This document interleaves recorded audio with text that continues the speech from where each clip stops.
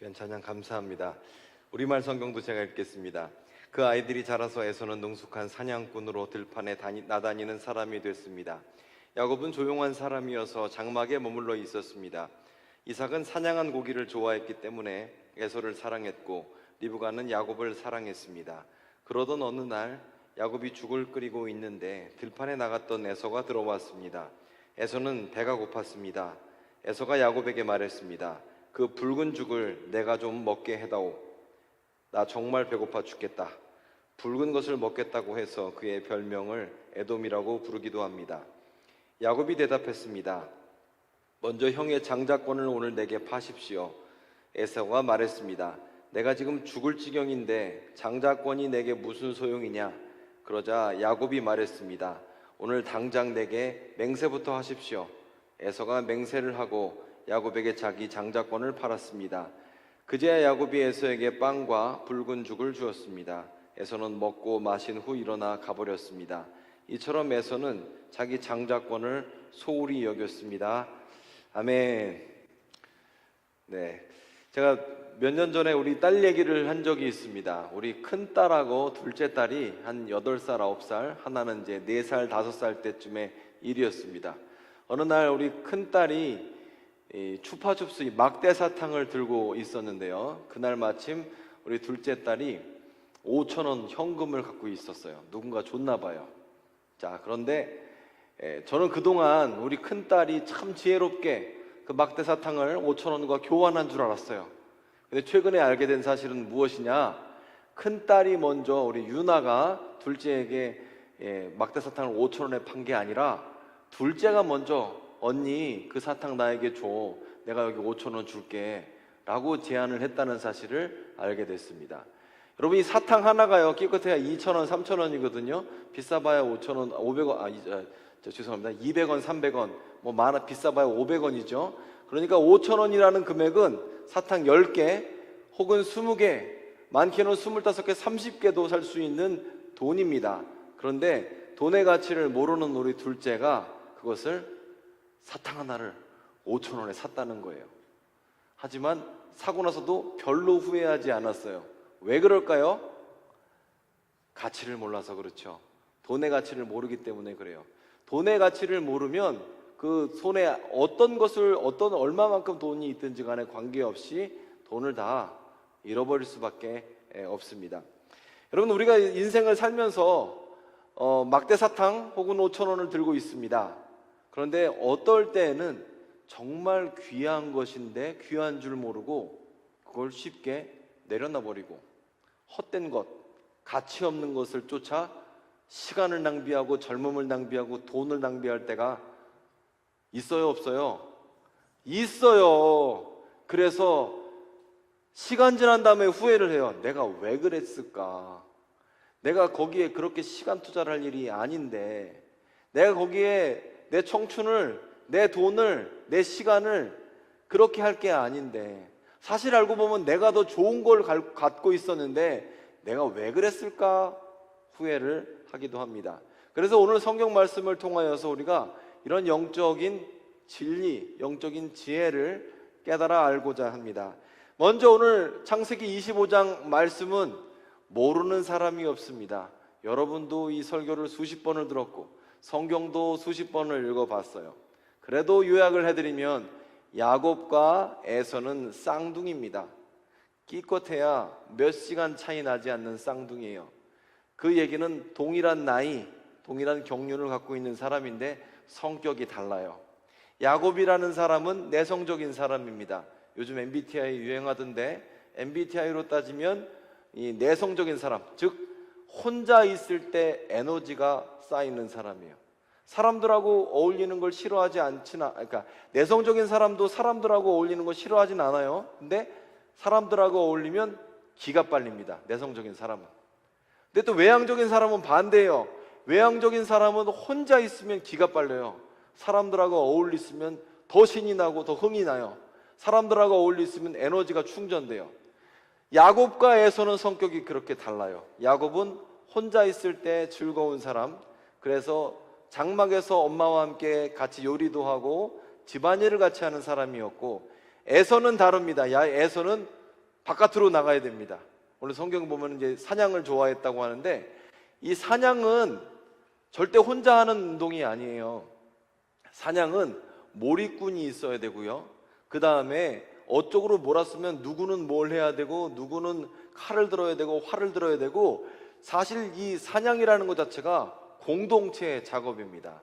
그러니까 에서가 사냥을 잘했다는 것은 사람들의 마음을 잘 알고 지휘를 잘 했다는 것도 의미하고요. 에서는 또 그러니까 통솔력이 있는 사람, 그 다음에 남자들 사이에서 통솔력이 있으려면 좀 요즘 시중말로 하면 왁구가 좀 좋아야 돼요. 키도 좀 크고 근육도 좀 있고 좀 뭔가 좀 믿음직스러운 외모도 가졌어야 되죠. 에서는 이런 걸 다 가진 사람입니다. 자, 어쨌건 야곱은 집에 있는 사람, 에서는 밖에서 사냥하는 사람인데, 어느 날 장성한 다음이겠죠. 에서가 밖에서 들어왔는데 너무나 배가 고픈 상태예요. 그리고 야곱은 그때 마침 성경을 보면 이제 렌탈 콩을 끓였다고 하는데, 렌탈 콩이라는 게 이 불구스름한 콩인데, 얘가 콩 종류는 한참 끓이면 흐물흐물해지면서 이렇게 죽처럼 터지면서 그렇게 되잖아요. 렌탈 콩을 끓여서 이렇게 죽을 만들었습니다. 성경엔 팥죽이라고 하는데 정확한 표현은 렌탈 콩으로 만든 이 끓인 죽이에요. 이 요리를 하고 있었습니다. 근데 에서가 밖에 들어와서 너무나 배가 고팠던 거죠. 제가 이 배고픔에 대해서 이렇게 설명하면 좋을 것 같아요. 제가 한 3, 4일 전부터 다시 자전거를 타기 시작했습니다. 근데 자전거를 탈 때 한 3시간, 4시간을 달리면 보통 한 1500에서 1600 칼로리 정도 빠져나가거든요. 그러면 3시간 정도만 60km에서 80km 4시간 정도 다니는데, 자전거를 오래 타다 보면은 손이 막 이렇게 벌벌 떨려요. 당이 떨어져 갖고 몸에 있는, 그리고 머리도 너무너무 아파요. 이게 당 떨어지면 머리 아프고 막 손발 떨리잖아요. 그리고 정말 날씨가 좋건 뭐건 다 관계없이 그냥 뭐 배가 고픈 건 아닌데 몸이 너무너무 힘들어요. 그리고 뭐라도 입에 집어넣었으면 좋겠어요. 허기가 진 거죠. 에서가 아마 사냥하면서 오랫동안 그 지구력을 요구하는 어떤 이런 활동을 해서 몸이 그만큼 이렇게 피곤해진 것은 아닐까라고 생각을 해봅니다. 그리고 집에 왔더니 야곱이 맛있는 음식을 해놓은 거예요. 자, 그것 좀 먹게 해주십시오. 먹게 해다오. 그랬더니 야곱이 뭐래요? 그러면 형의 장자권을 나에게 주십시오. 그런데 야곱이, 에서가 하는 말이, 내가 지금 죽게 생겼는데 장자권이 무슨 소용이야. 그러자 야곱이 하는 말이, 먼저 맹세부터 하십시오. 그리고 내가 장자권을 주겠다 맹세하자 빵과 죽을 줬다라고 성경은 말하고 있습니다. 그리고 에서는 먹고 마시고 떠났습니다. 성경은 여기에 대해서 이렇게 주석합니다. 에서가 장자권을 가볍게 여겼다라고 말합니다. 그리고 오늘 말씀이 끝이 나게 되죠. 오늘 여기 말씀에서 에서의 성격에 대해서 말하는데, 에서가 어떤 사람이에요? 에서는 지금 당장 필요를 위해서 눈앞에 있는 것에 굉장히 약한 사람이다라고 성경은 말하고 있어요. 근데 여기뿐만이 아닙니다. 대표적인 게 에서가 결혼을 하는데 어떻게 결혼을 하냐면, 에서는 누구랑 결혼해요? 이방 민족의 딸과 결혼을 합니다. 그것 때문에 이삭과 리브가가 굉장히 근심하게 돼요. 결혼을 할 때 보면 결혼은 집안과 집안이 결혼을 하고 사람과 사람이 결혼을 하지만, 사실 서로를 키워온 집안과 서로를 키워온 집안, 각자 남자의 문화와 여자의 문화가 합쳐지는 거예요. 이게 문화가 합쳐지는 것이기 때문에 쉽지 않아요. 근데 이방 민족의 여자를 데리고 오다 보니까 리브가와 이삭이 근심하게 되죠. 근데 결혼을 할 때 이렇게 중요한 문제에 대해서 에서는 어떻게 결혼해요? 눈앞에 있는 사람이랑 결혼을 하는 거예요. 그러니까 에서의 성품은 현실적인 사람, 그리고 눈앞에 있는 것에 끌리는 사람, 그리고 당장의 문제를 해결하려고 하는 사람이다라고 볼 수 있죠. 그런데 왜 에서가 이러냐면, 에서는 이미 가진 게 너무 많아서 그렇습니다.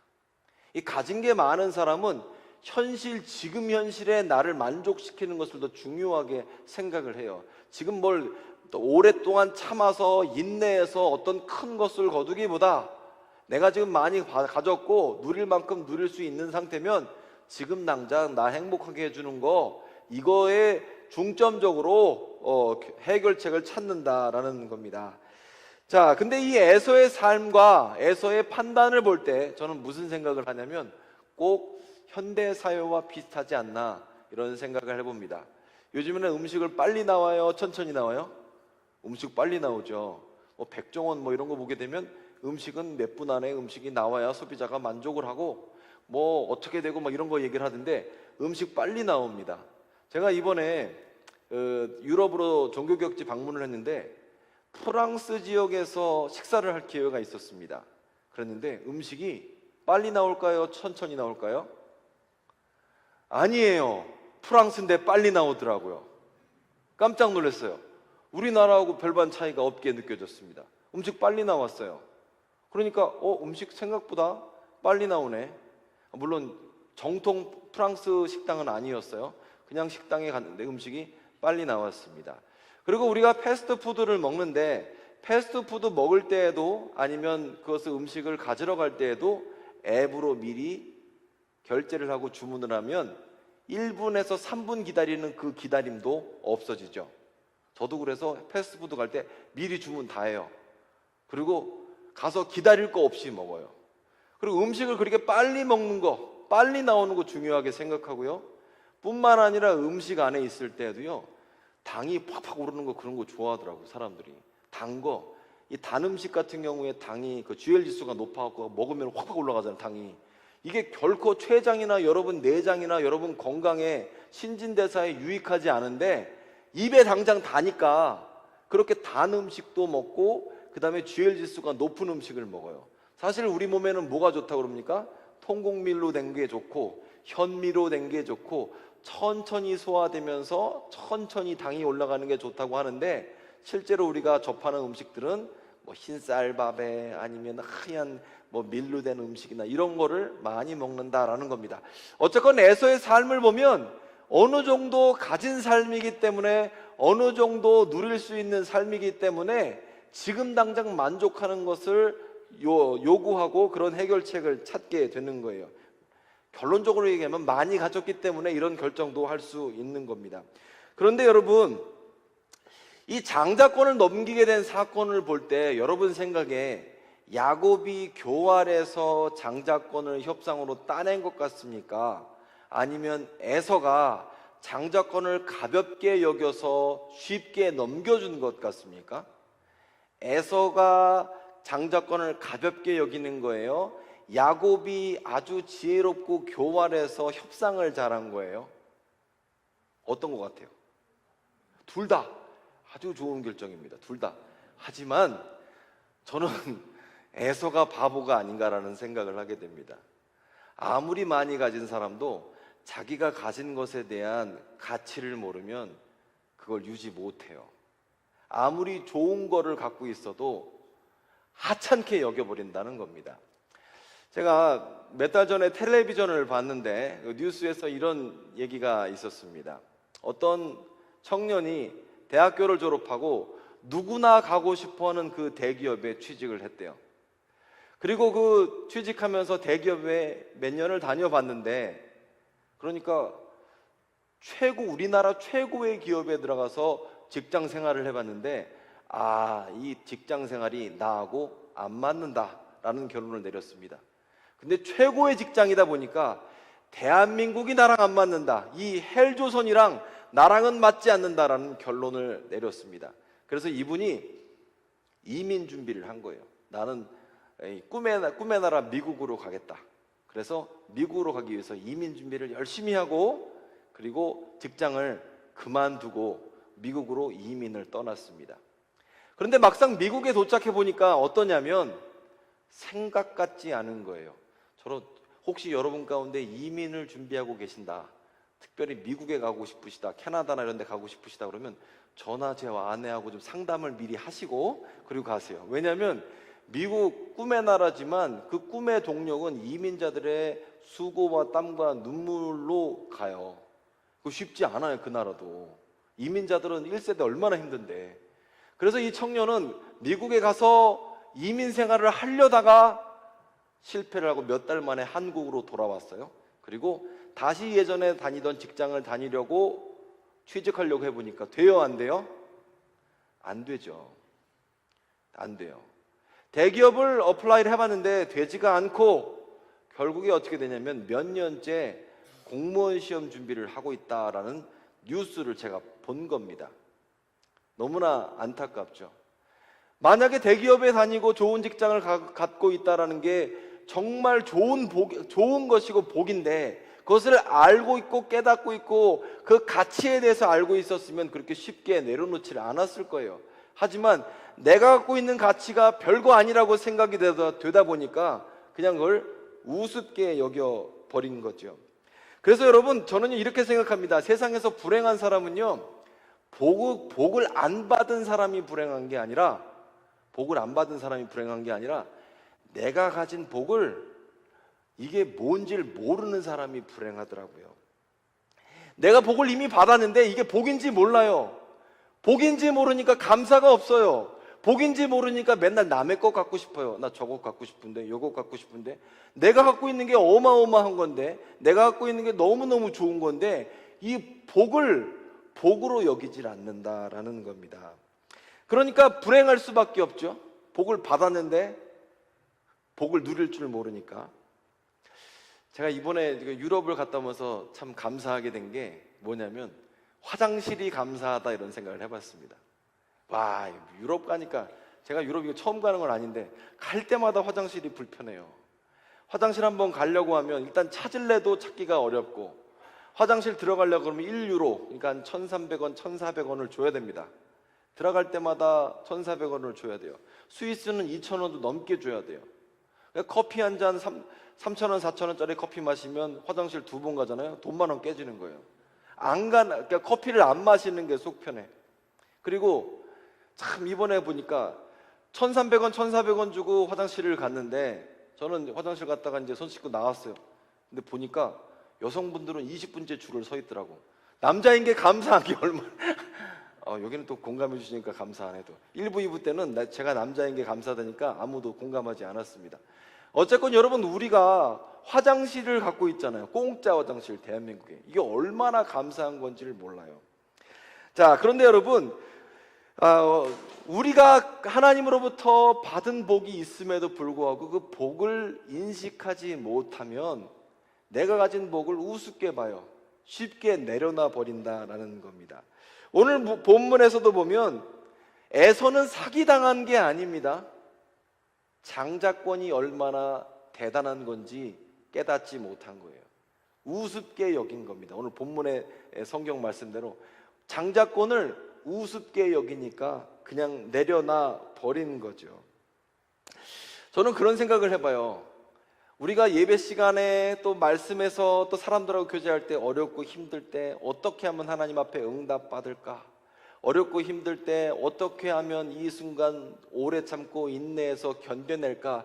이런 말씀은 잘 보는데, 왜 우리는 성공을 매니지하는 이런 건 배우지 못할까? 이런 생각을 해봅니다. 고난과 어려움에서 응답받는 법은 아는데 성공을 다루는 방법을 모르고 내가 하나님께 받은 복을 다루는 방법을 몰라요. 남의 거, 나는 이것도 갖고 싶고 저것도 갖고 싶고 더 높이 올라가고 싶은 건 그 욕구는 있는데 내 성공을 다루는 방법을 모르다 보니까 우리가 가진 복을 누리지를 못하고 살아갈 때가 참 많아요. 그래서 눈에 보이는 대로 결정하고 눈에 보이는 대로, 그러니까 올해 말 내년까지의 어떤 좋아 보이는 것만 결정하지 우리 인생 전체에서 내 전인격적으로 좋은 것이 무엇인지는 판단하지 못한다라는 겁니다. 누가복음 12장에는 예수께서 이런 비유를 하나 드셨습니다. 또 비유로 그들에게 말씀하여 이르시되, 어떤 한 부자에 대해서 말씀하십니다. 한 부자가 밭에서 소출이 많이 나왔습니다. 그리고 그 소출을 보니까 쓸 것 다 쓰고 나서도 지금 있는 창고에 다 안 들어갈 것 같은 거예요. 그래서 부자는 이런 결정을 합니다. 지금 있는 창고를 헐고 더 큰 창고를 짓자. 그리고 그 창고에 가득 채우자. 그리고 나는 내 영혼에게 이렇게 말하겠다. 여러 해 쓸 물건들이 있으니 내 영혼아 먹고 마시고 쉬어라, 이렇게 말해야겠다. 그러자 하나님이 그날 밤에 나타나셔서 오늘 밤 내가 내 영혼을 취할 것인데 네가 쌓아놓은 것이다, 누구 것이 되겠느냐라고 말씀하셨다. 이게 예수님의 비유입니다. 자, 이 비유의 제목이 뭔지 아세요? 제목이 어리석은, 그러지 말고, 어리석은 뭐예요? 어리석은? 큰 소리로, 어리석은 부자 이야기잖아요. 어리석은 부자. 근데 여러분, 어리석은 부자 이야기를 미국 사람들은 어떻게 푸는 줄 아세요? 어리석은 부자. 근데 이걸 영어 성경을 보게 되면 The Rich Fool이라고 있어요. 그걸 우리나라 말로 바꾸면 부자인 바보, 돈만 있는 바보가 영어 이름이고 우리나라 이름은 어리석은 부자예요. 즉 우리나라는 부자인데 어리석은 사람이고 영어 성경에는 돈 있는 바보를 얘기하고 있습니다. 그런데 돈 있는 바보는 돈 있는 거고 뭐고 다 뺏겨요. 왜? 바보기 때문에 그래요. 가치 판단의 기준이 엉망이기 때문에 바보는 가지고 있는 걸 다 뺏깁니다. 그래서 영어 성경에는 돈 있는 바보를 얘기하고 있고 우리말 성경은 어리석은 부자를 강조하고 있어요. 자, 근데 여기서 보시면 여러분은 어떻게 보세요? 이 사람을 어리석은 부자로 보세요? 아니면 돈 있는 바보로 보이세요? 어떻게 보이세요? 예수님은 바보에 대해서 말씀하고 싶은 거세요? 부자에 대해서 말씀하고 싶은 거세요? 바보에 대해서 말씀하고 싶은 거죠. 여러분, 우리가 어떤 가치 판단을 가지고 있느냐에 따라서 내가 가진 것을 다 누리면서 살아갈 수도 있고 있는 것을 다 쉽게 날려버릴 수도 있다라는 거예요. 제가 어저께 자전거 선교회랑 같이 아침에 라이딩을 나갔습니다. 아침에 새벽 예배 끝나고 갔었는데 너무 좋더라고요. 공기가 차갑고 햇볕은 따뜻하고, 그리고 잠깐 땀 흘리고 나서 이제 앉아 있는데 하늘은 높고 구름은 별로 없고 너무 진짜 뷰티풀 웨더리였어요. 뷰티풀이에요. 진짜 너무 좋았어요. 근데 문득 이 생각을 해봤습니다. 이 한강 고수공원이 다 내 거라면 어떨까? 행복할까요? 행복하지 않을까요? 예? 한강 고수부지가 다 내 거야. 그럼 행복해, 안 행복해요? 행복해요? 저는 안 행복할 거라고 생각했어요. 왠지 알아요? 할아버지 옆에서 다니면서 담배꽁초 아무데나 갖다 버리고 가래침 뱉고 막, 그럼 내 거라면 쫓아다니면서 그거 다 가서 담배꽁초 줍고 나서 잔소리 할 거 아니에요, 내가. 아니에요? 남의 거니까 좋더라고, 남의 거니까. 남의 거니까 좋더라고. 근데 잘 여러분이 생각해 보시면 여러분 거라고 주장하는 모든 것도 사용권만 갖고 있는 거지 여러분의 소유는 한 개도 없습니다. 여러분 알몸으로 왔다 알몸으로 가고요. 여러분 거라고 주장하는 여러분의 청춘이든 몸이든 모든 거, 이거 시간제라면 내 거 아니에요. 여러분 거 하나도 없어요. 우리는 가치를 제대로 알아야 됩니다. 내가 이 땅에서 맨몸으로 왔다가 벌거벗은 몸으로 왔다 벌거벗은 몸으로 떠날 것에 대한 확신이 있어야 되고, 이 땅 가운데에서 성령 하나님께서 주신 사명과 소명을 감당하면서 살아가다가 정하신 기한 되면 불려가는 존재라는 우리 자신에 대한 이런 존재에 대해서 알아야 하는 거예요. 근데 오늘 본문으로 다시 돌아와서 야곱과 에서를 보면요, 확실한 게 뭐냐면 야곱이 장자권을 빼앗으려는 의도가 있었던 건 확실합니다. 그런데 뺏기는 사람도 좋은 사람은 아닙니다. 뺏기는 사람도 지혜로운 사람은 아닙니다.